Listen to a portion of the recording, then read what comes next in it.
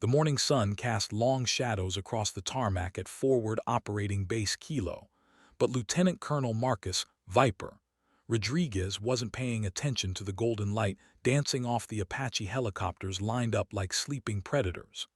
His mind was elsewhere, on the intelligence briefing that had kept him awake most of the night, on the growing insurgent activity in the valley, on anything except the figure crouched beside his aircraft with methodical precision. She moved with the kind of quiet efficiency that spoke of years spent maintaining machines that other people's lives depended on. Her utility uniform was dust-stained but pressed, her blonde hair pulled back in regulation style, and her hands, those hands knew every bolt, every wire, every component of the AH-64D Apache like a pianist knows scales. Technical Sergeant Katarina Kit Brennan had been working on rotorcraft since before some of these pilots had learned to drive, but to most of them, she was just another face in the maintenance crew. Rodriguez approached his bird for the pre-flight, already running through the mission parameters in his head. High-value target reconnaissance in the Korangal Valley, possible close air support for ground forces, standard Tuesday morning stuff. He was halfway through his external inspection when something made him stop mid-sentence of his muttered checklist. There, on Kit's right shoulder, partially hidden by her bent posture as she cleaned the M230 chain gun, was a patch that made his blood run cold. Not because it was threatening, quite the opposite. It was a small, faded insignia that most people wouldn't recognize, wouldn't understand the significance of. But Rodriguez had studied military aviation history, had read every after-action report from the early days of women in combat roles, and he knew exactly what that patch represented. The 160th Special Operations Aviation Regiment, the Night Stalkers, the most elite helicopter unit in the world, where legends were made and where most pilots could only dream of serving. And there it was, worn and weathered, on the uniform of someone who was supposedly just maintenance. Sergeant Brennan. His voice came out sharper than intended, causing her to look up from her work. Her gray-blue eyes met his with the kind of steady gaze that he'd seen in mirrors after difficult missions, the look of someone who had seen things, done things, carried weight that others couldn't imagine. "Yes, sir." Her tone was respectful but held something underneath, attention, maybe, or recognition that her carefully maintained anonymity had just been shattered by a single observant glance. Rodriguez pointed to the patch, his finger trembling slightly. "Where did you get that?" The question hung in the morning air between them like a challenge, like the first move in a chess game where both players suddenly realized they had vastly underestimated their opponent. Around them, the base continued its morning routine, engines warming up, crews running final checks, the controlled chaos of military aviation preparing for another day of operations. But in that moment, beside the Apache with its gleaming rotors and deadly payload, time seemed suspended. Kit's hand instinctively moved to cover the patch, a gesture so automatic it spoke of years of hiding, of keeping secrets, of being something other than what people assumed. Her jaw tightened almost imperceptibly, and Rodriguez caught the subtle shift in her posture, no longer the deferential maintenance tech, but something else entirely. "I earned it, sir," she said quietly, each word carefully measured. And in those four simple words, Rodriguez heard the echo of rotor blades in mountain passes, of night missions flown without lights, of the kind of flying that separated the good pilots from the legendary ones. The morning sun climbed higher, casting new shadows, and Marcus Rodriguez realized that everything he thought he knew about Technical Sergeant Katarina Brennan was about to change. Later, those who were present would remember this moment as the beginning of something extraordinary. They would recall the way the colonel's expression shifted from casual authority to something approaching awe, the way the routine morning became charged with possibility, the way a simple patch on a maintenance uniform became the key to unlocking a story that would reshape everything they understood about courage, sacrifice, and the true meaning of service. But Rodriguez didn't know any of that yet. All he knew was that he was standing next to his Apache, looking at someone who might be far more than she appeared, feeling the weight of a mystery that demanded answers. The mission briefing could wait. The valley reconnaissance could wait. Right now, nothing mattered except understanding how a night stalker patch had ended up on the shoulder of someone who was supposed to be fixing his helicopter, not flying it. "We need to talk," he said, and Kit Brennan nodded once, a gesture that somehow conveyed both resignation and relief. The secret she had carried for 3 years was finally about to surface, and with it would come questions about honor duty, and why one of the most decorated combat pilots in recent history was pretending to be someone she wasn't. The Apache waited patiently as two soldiers stood in the shadow of its imposing frame, about to embark on a conversation that would change both of their lives forever. Word had traveled fast through the tight-knit community of Forward Operating Base Kilo, but not in the way Rodriguez had expected. Within an hour of his discovery, instead of finding himself at the center of curious gossip, he noticed something else entirely, a subtle shift in how the other maintenance personnel moved around Kit Brennan. Not the frantic energy of exposed scandal, but the careful deference of people who had always known more than they let on. Chief Master Sergeant Tommy Wrench Kowalski was the first to approach Rodriguez after the morning briefing, his weathered face bearing the kind of expression that suggested important words were coming. Wrench had been turning bolts and fixing birds since before the Apache was even called the Apache, and his judgment carried weight that transcended rank. "Colonel," Wrench began, glancing around to ensure their conversation remained private, "about Brennan. Figure you might want the full picture before you go making any decisions." His tone carried the protective edge that senior NCOs reserved for their most valued people, and Rodriguez found himself listening with the attention he usually reserved for intelligence briefings. "She came to us 3 years ago," Wrench continued, his voice low and steady. "Transfer request from the 160th cited personal reasons. Now most folks who wash out of the Night Stalkers, they don't exactly advertise where they came from. But Kit, she never said she washed out, just said she needed a change." Rodriguez felt pieces clicking into place, but the picture they formed raised more questions than answers. "And you didn't think to mention this before." "Wasn't my story to tell, sir. But that woman knows more about rotorcraft systems than most of your pilots know about flying them. When Lieutenant Morrison had that hydraulic failure over the Shomali Plains last month, Kit diagnosed the problem from his description over the radio, walked him through an emergency repair procedure that isn't even in the technical manuals, saved his life and his crew." The memory came flooding back, Morrison's panicked radio calls, the tense minutes while they talked him through the crisis, the miraculous recovery that had seemed almost too good to be true. Rodriguez had praised his pilot's skill and composure, never knowing that the real hero was a maintenance sergeant standing beside the radio, her hands steady as she guided a struggling aircraft home through pure expertise. "There's more," Wrench said, reading the colonel's expression. "2 weeks ago, when Captain Stevens was having trouble with his targeting system intermittency, Kit didn't just fix the hardware, she rewrote part of the diagnostic software. On her own time. Said she'd picked up a few things about avionics integration. Colonel, I've been doing this for 23 years, and I've never seen anyone with that kind of cross-disciplinary knowledge unless they'd been sitting in the pilot's seat." Rodriguez stared across the flight line, where Kit was now working on another Apache, her movements still displaying that same methodical precision. But now he saw it differently, not just competence but mastery. Not just familiarity, but intimate knowledge born of countless hours in the cockpit. "Why maintenance?" he asked, more to himself than to Wrench. "If she had the skills to fly with the Night Stalkers, why would she choose to?" "To work on the ground," Wrench finished. "Sir, with respect, maybe that's the wrong question.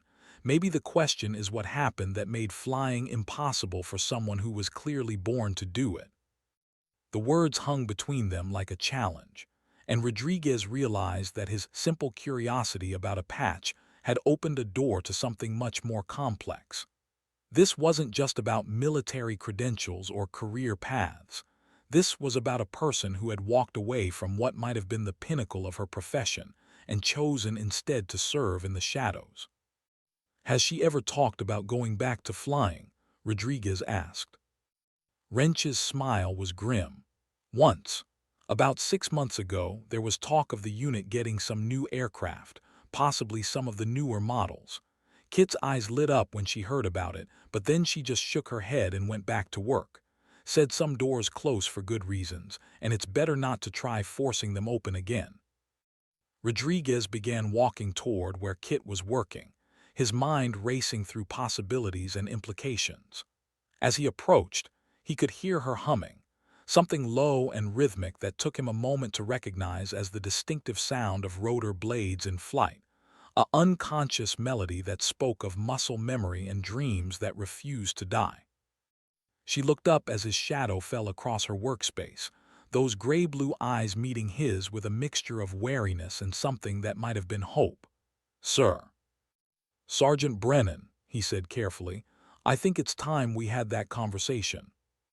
The tools in her hands stilled, and for a moment Rodriguez could see past the careful mask she wore to something vulnerable underneath. The look of someone who had been waiting for this moment for 3 years, both dreading it and desperately needing it to come. "Yes, sir," she said quietly, "I suppose it is." The maintenance bay fell unusually quiet as Kit Brennan set down her tools with the deliberate care of someone who had learned that every action had consequences.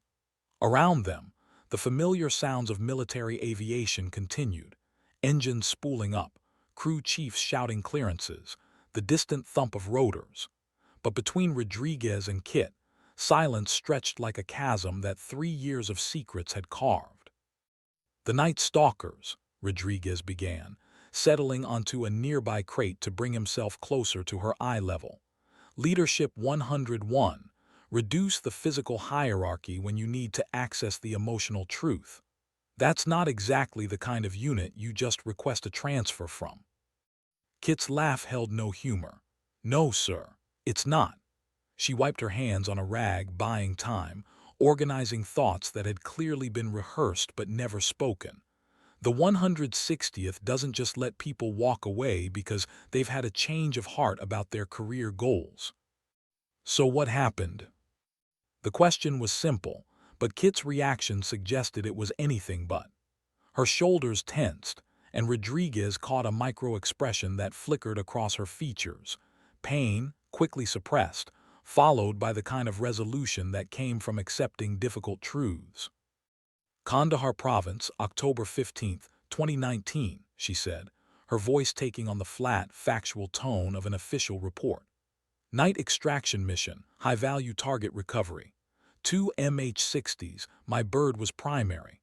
Target was a CIA asset who'd been providing intelligence on IED networks, but his cover was blown. We had maybe a 4-hour window before his location would be compromised." Rodriguez listened without interruption, recognizing the cadence of someone recounting events that had been examined, analyzed, and relived countless times. Kit's eyes focused on something beyond the maintenance bay, seeing a different night, a different sky. The extraction point was a rooftop in a residential area, narrow approach, power lines, civilian population. Not impossible, but definitely not routine. Her hands moved unconsciously, working invisible controls. "My co-pilot was Captain Jake Morrison, good man, solid flyer, but he was still learning to read the mountain winds. The approach was textbook until about 50 feet when we caught a downdraft that shouldn't have been there." Shouldn't have been there. Weather intel missed a thermal inversion. Happens sometimes in the mountains, especially with the temperature differentials you get in October. What should have been predictable air became chaotic in about 2 seconds. Kit's voice remained steady, but Rodriguez could see tension in her jaw. "Jake overcorrected. Natural response, but it put us into a power settling condition just as we were coming over populated buildings." Rodriguez felt his own pilot instincts engaging, mentally flying the scenario alongside her narrative.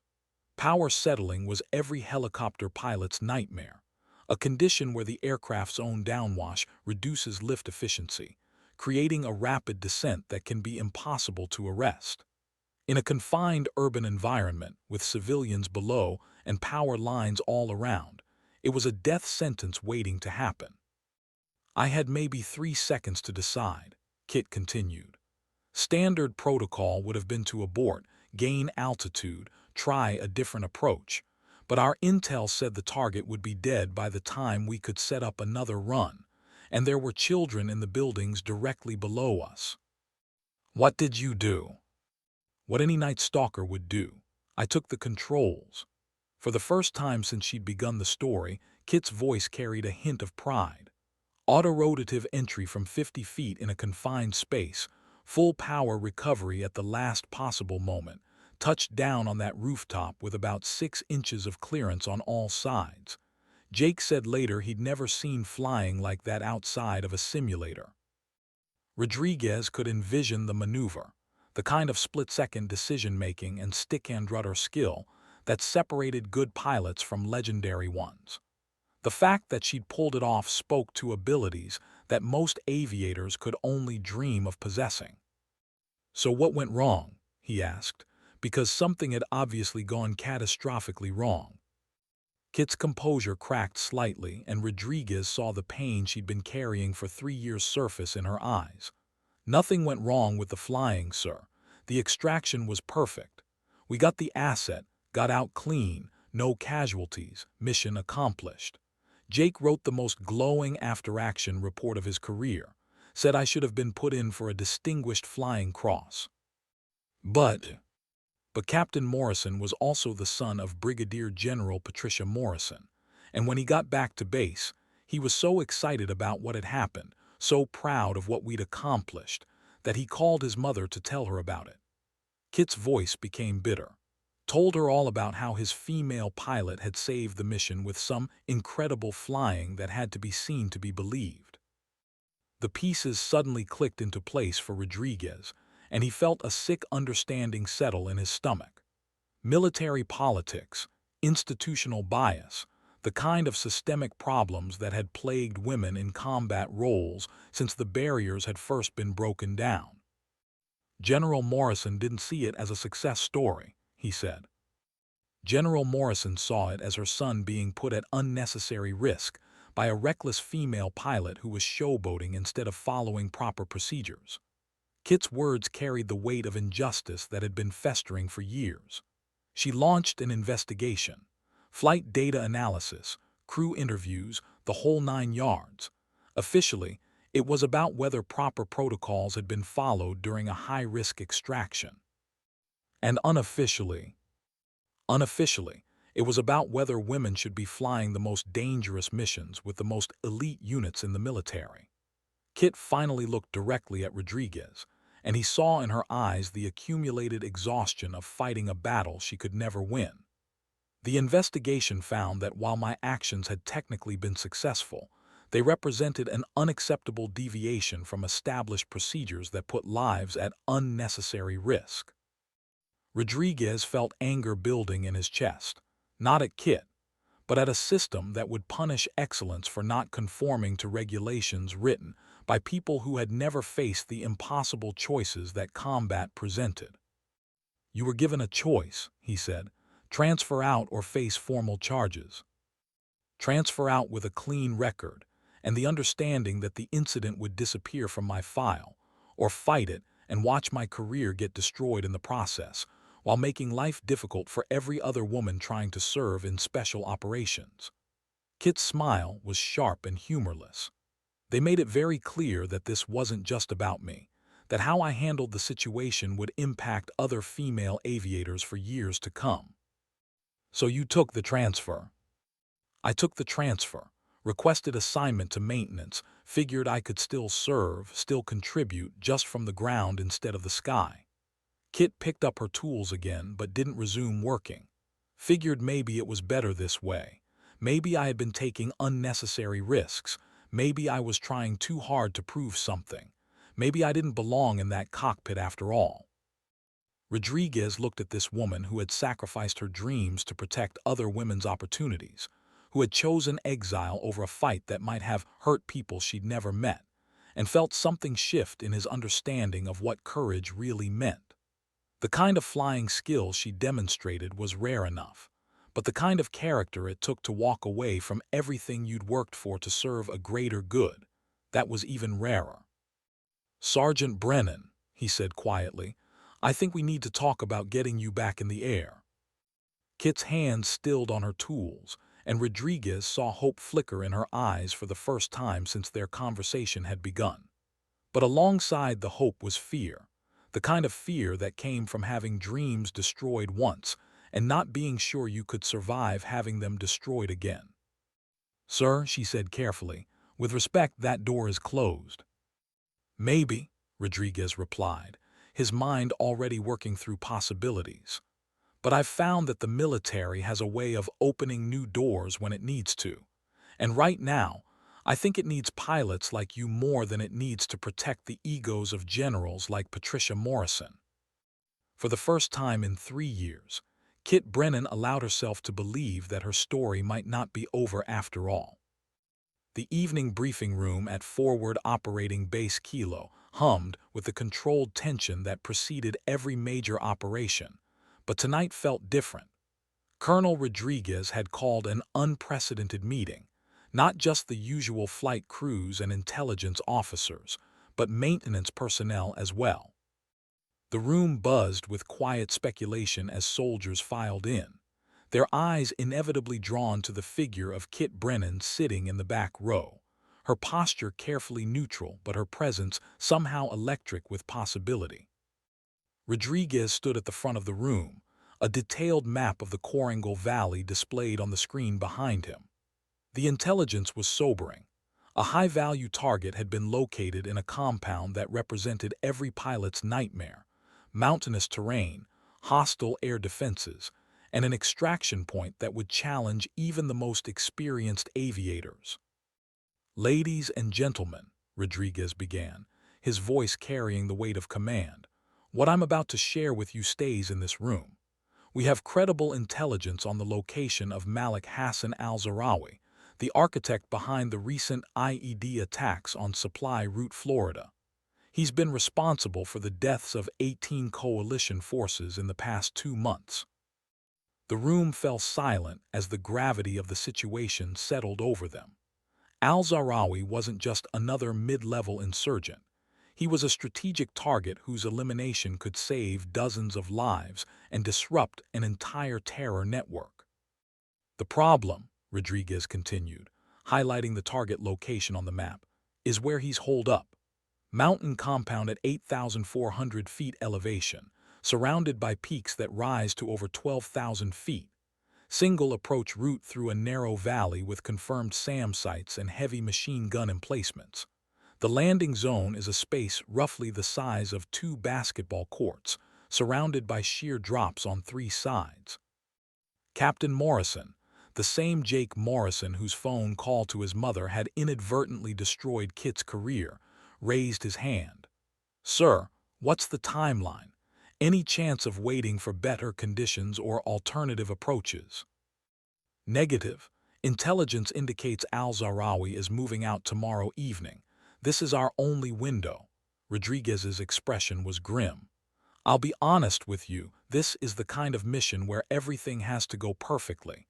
One mistake, one moment of hesitation, and we lose aircraft and crew." The briefing continued with technical details: weather patterns, enemy dispositions, support assets.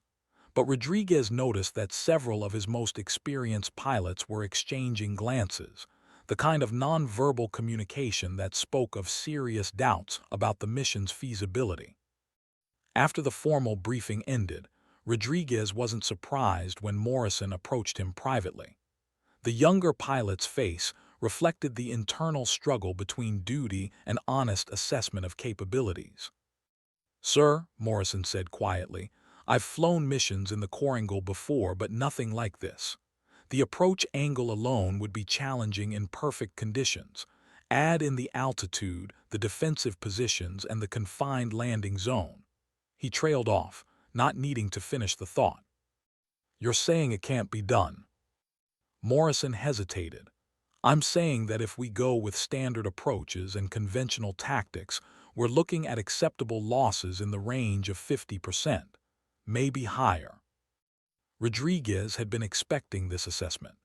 The mission was at the outer edge of what conventional helicopter operations could accomplish, which was exactly why he had called the meeting with expanded personnel.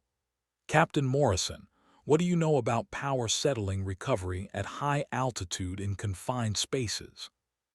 Sir, Morrison looked puzzled. It's covered in the advanced training syllabus, but it's mostly theoretical. The physics involved make it incredibly difficult to execute safely.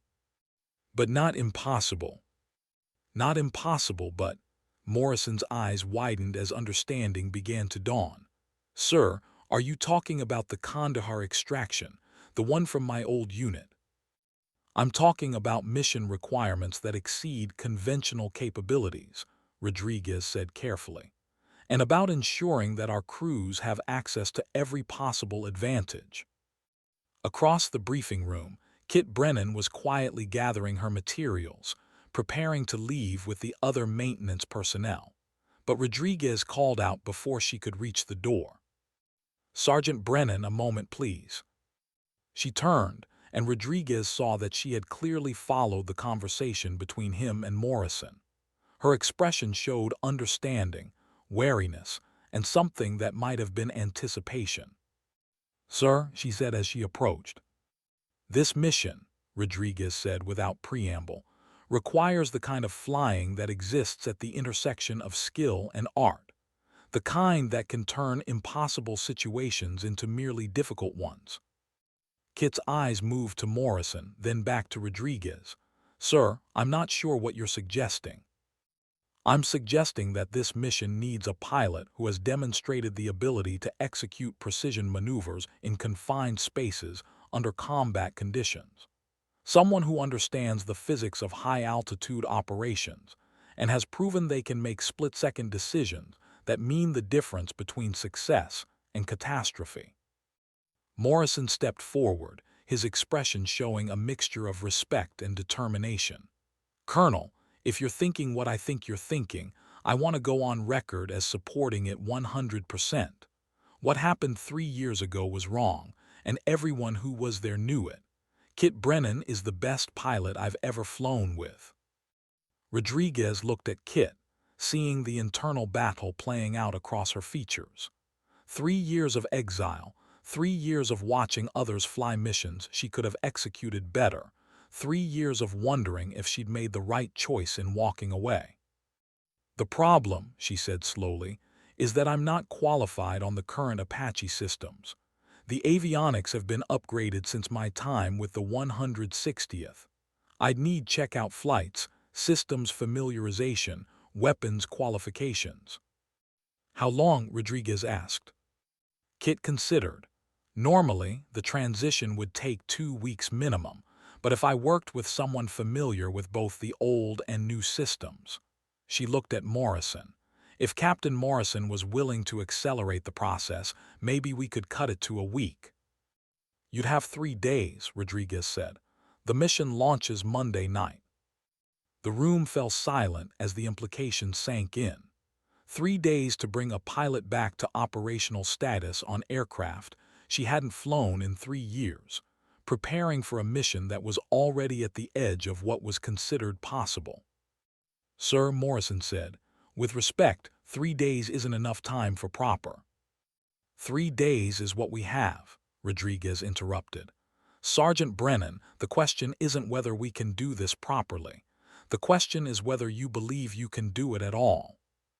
Kit looked at the map still displayed on the screen, her eyes tracing the approach route, calculating angles and distances with the automatic precision of someone whose mind was built for three-dimensional navigation. When she looked back at Rodriguez, her expression had changed from uncertainty to the kind of focused determination that he recognized from combat veterans. Sir, she said quietly, I'll need flight status reinstated, temporary qualification waivers, and someone to sign off on non-standard training procedures. Consider it done. And sir, Kit's voice carried a note that made both men pay closer attention. If we're going to do this, we're going to do it right, which means Captain Morrison and I are going to spend the next 3 days pushing the limits of what these aircraft can do. By Monday night, we'll either be the best prepared crew for this mission, or we'll have proven that it can't be done safely. Rodriguez smiled for the first time since the intelligence briefing had landed on his desk. Sergeant Brennan, that's exactly what I was hoping to hear. As the three of them stood in the briefing room, surrounded by maps and tactical plans, none of them could have predicted that they were about to embark on a training regimen that would redefine the limits of helicopter operations and forge a partnership that would become legendary throughout military aviation circles. The transformation from maintenance sergeant to combat pilot would have to happen in 72 hours, but looking at Kit Brennan's expression, Rodriguez was beginning to believe it might actually be possible. Dawn came early to forward operating base Kilo, but Kit Brennan had been awake for hours. She stood on the flight line in borrowed flight gear, watching the sun paint the Hindu Kush mountains in shades of gold and crimson, trying to ignore the way her hands trembled slightly as she held the pilot's checklist she hadn't touched in 3 years. The familiar weight of the helmet under her arm felt both foreign and like coming home. Captain Morrison approached with 2 steaming cups of coffee, his expression mixing nervous energy with genuine excitement. "Figured you might need this," he said, offering her one of the cups. "How are you feeling?" "Like I'm about to find out if riding a bicycle is really something you never forget," Kit replied, accepting the coffee gratefully. "Except the bicycle has 30mm cannons and costs $32 million.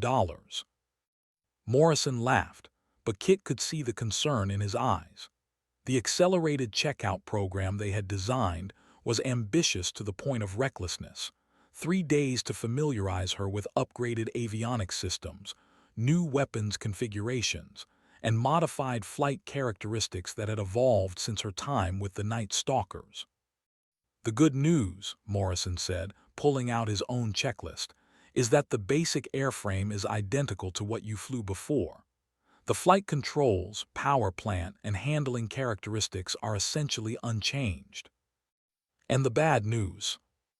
The bad news is that everything else is different. The targeting system has been completely redesigned.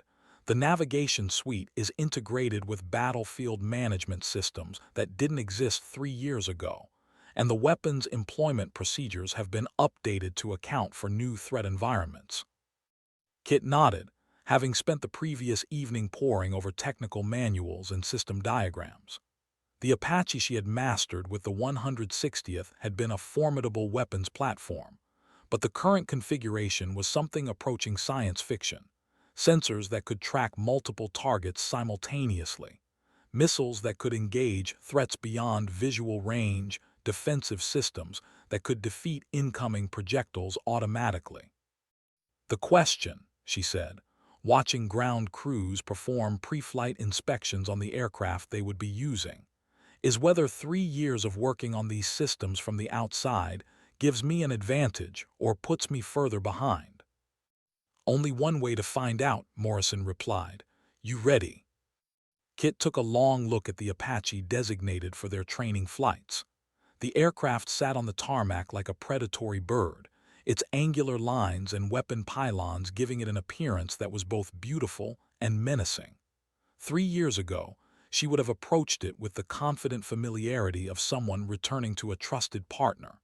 Today, she felt like she was meeting a stranger who happened to share a face with an old friend. "Let's go flying," she said. The first flight was brutal in its awkwardness. Kit found herself reaching for controls that had been relocated, calling up displays that used different interface protocols, struggling with muscle memory that was simultaneously helpful and harmful.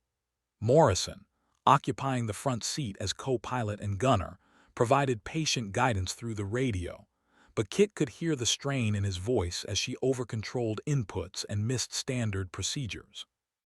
"Power back," Morrison's voice crackled through her headset as she attempted a routine hover maneuver that should have been automatic. "You're fighting the aircraft instead of flying it." Kit forced herself to relax, to let 3 years of ground-based mechanical knowledge merge with the pilot instincts she had spent so long suppressing. Gradually, the Apache began to respond to her inputs with something approaching harmony. "There," Morrison said as she executed a smooth transition from hover to forward flight. "That's the Kit Brennan I remember." The second hour of flight time was markedly improved. Kit began to feel the aircraft's personality emerging through her controls, the way it preferred to be handled in different flight regimes, the subtle feedback that indicated optimal performance, the thousand tiny details that separated competent flying from true mastery. "Weapons systems check," Morrison announced, activating the targeting display. "We'll start with basics, target designation, engagement protocols, safety procedures." What followed was a crash course in lethality that would have challenged a fully current pilot. The Apache's sensor suite could acquire and track targets at ranges that would have been impossible with older systems, but the information display was dense and complex. Kit found herself drinking from a fire hose of tactical data while simultaneously maintaining aircraft control and communications.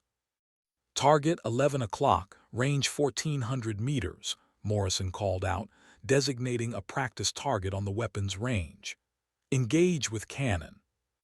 Kit's hands moved through the engagement sequence, muscle memory combining with 3 years of maintenance experience to produce smooth, professional execution. The 30mm cannon responded to her trigger pull with its distinctive buzzing roar, and she watched the practice target dissolve under accurate fire. "Time 4 seconds," Morrison reported. "That's faster than my best time."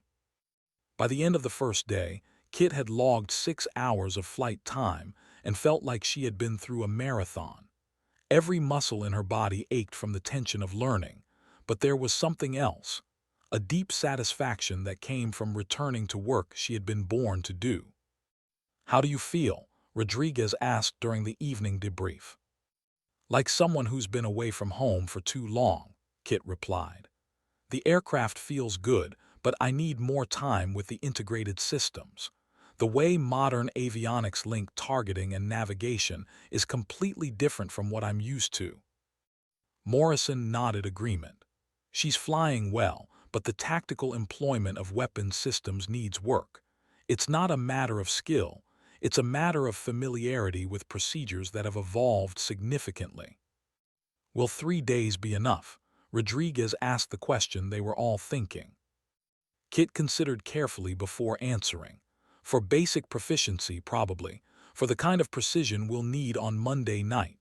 She paused, visualizing the approach to the mountain compound, the narrow margins for error, the split-second timing that would be required. "Ask me again tomorrow night." The second day of training pushed both aircraft and pilot to their limits. Morrison had designed a series of scenarios that replicated the conditions they would face during the actual mission: high-altitude operations, confined area approaches, precision weapons employment under time pressure. "Remember," Morrison's voice came through the headset as Kit maneuvered the Apache through a simulated approach to a mountain landing zone. "At 8,000 feet, we're operating at the edge of the aircraft's performance envelope. Every input has to be precise because there's no margin for error." Kit felt the difference immediately. The thin air at altitude affected every aspect of the aircraft's performance: reduced lift capacity, longer takeoff and landing distances, degraded engine performance. What would have been routine maneuvers at sea level became exercises in precision flying that demanded constant attention. "Power settling," Morrison announced, simulating the emergency condition that had defined Kit's last mission with the Night Stalkers. "You're descending through your own downwash, losing effective lift." Without conscious thought, Kit's hands moved through the recovery sequence: cyclic forward to gain airspeed, collective down to reduce power demand, pedals to maintain heading control. The Apache responded sluggishly in the thin air, but responded nonetheless. "Recovery complete," she reported. "That was closer than I'd like." "That was textbook," Morrison corrected. "Most pilots would have crashed." The weapons training on the second day focused on the precise engagement techniques they would need for the mission. The target compound was situated such that collateral damage was a serious concern. Civilian structures nearby, friendly forces in the area, and the need to neutralize specific threats without destroying the entire facility. "Precision fires," Morrison explained as they approached the practice range. "We need to be able to put ordnance on target within a 2-meter circle. Anything less accurate risks either mission failure or unacceptable civilian casualties." Kit found herself drawing on skills she had developed during her Night Stalker service, but applying them with weapon systems that were far more capable than anything she had used before. The integration of sensors and targeting computers meant that what had once required intuitive marksmanship could now be accomplished with technological precision, assuming the pilot could master the complexity of the systems. "Target designated," she announced, acquiring a simulated bunker position with the Apache's sensor suite. "Engaging with Hellfire missile." The missile streaked away from its pylon in a trail of fire and smoke, guiding itself to the target with unerring accuracy. The explosion was precise, contained, devastating within its radius but harmless beyond it. "Direct hit," Morrison confirmed. "That's exactly what we'll need on Monday night." By the end of the second day, Kit felt the familiar confidence of a pilot who had mastered her aircraft beginning to return. The Apache was responding to her inputs with the kind of precision that indicated true partnership between human and machine. "You're ready," Morrison told her as they completed the post-flight inspection. "I mean it. You're flying like someone with thousands of hours in type. If I didn't know better, I'd think you'd been current all along." But Kit knew that being current on the aircraft was only part of the challenge they faced. The mission itself represented flying that was beyond the normal scope of helicopter operations, the kind of precision flying that existed in the narrow space between extraordinary skill and acceptable risk. "Tomorrow," she said, looking at the Apache that had become her partner over the past 2 days, "we find out if being ready is the same thing as being good enough."